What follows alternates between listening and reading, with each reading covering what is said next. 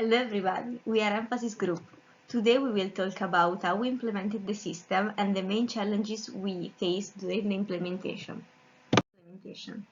We start by recalling that the project we are presenting is the creation of an embedded device capable of recognizing and notifying in real-time increasement in the level of anxiety and stress of a presenter during a public speaking presentation. In this way, the presenter will be able to control their emotional state, going to optimize the overall performance. So first of all, we started by implementing a Python implementation of the system. This allowed us to use library function, design and optimize ad hoc.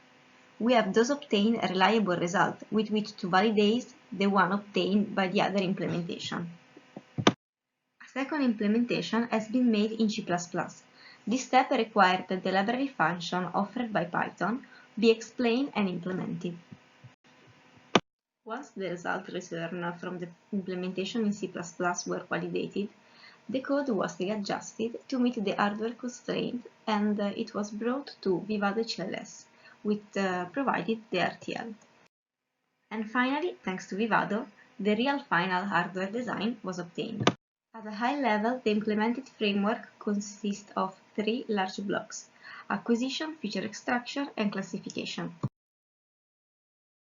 Aims to transform a continuous signal in time and amplitude into a discrete signal in time with quantized amplitude values.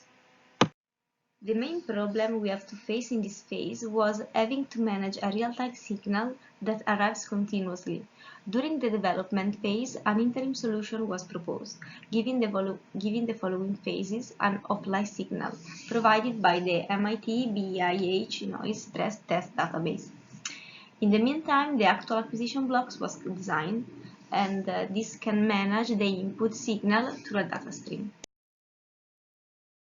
The acquired signal passes to the next phase, which is the feature extraction one. Here, a for function extracts the R peaks, fiduciary points that identify the event of a bit.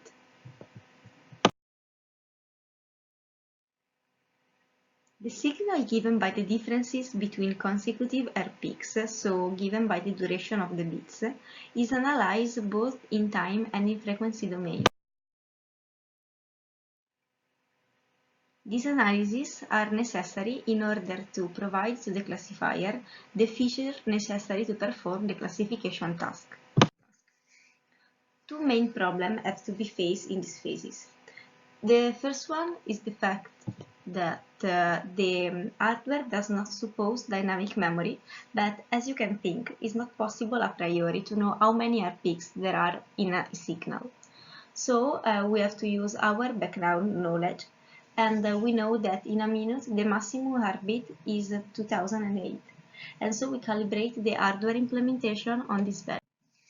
A second problem deals with the fact that the FFT transform is a real high computational function that is based on both integral calculation and complex number. And so we use the optimize function provided by Xilinx in order to not cause overhead in performing this operation.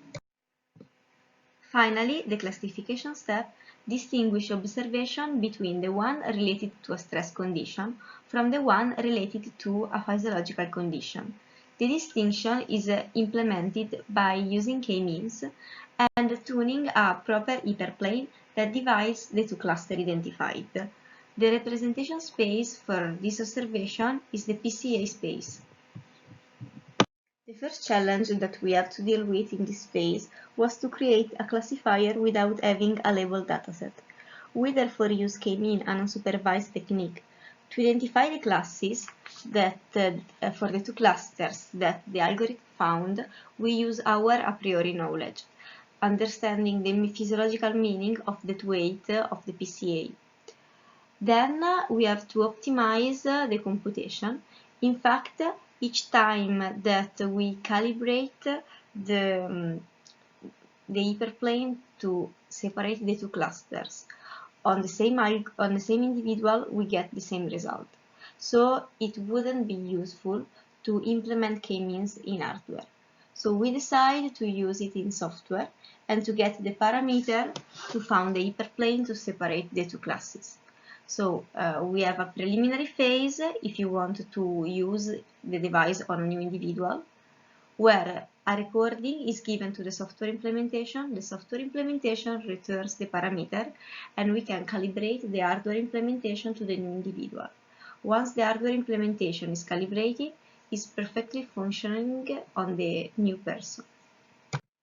So thank you for your attention, and keep following us on our social channel, and see you in the next video.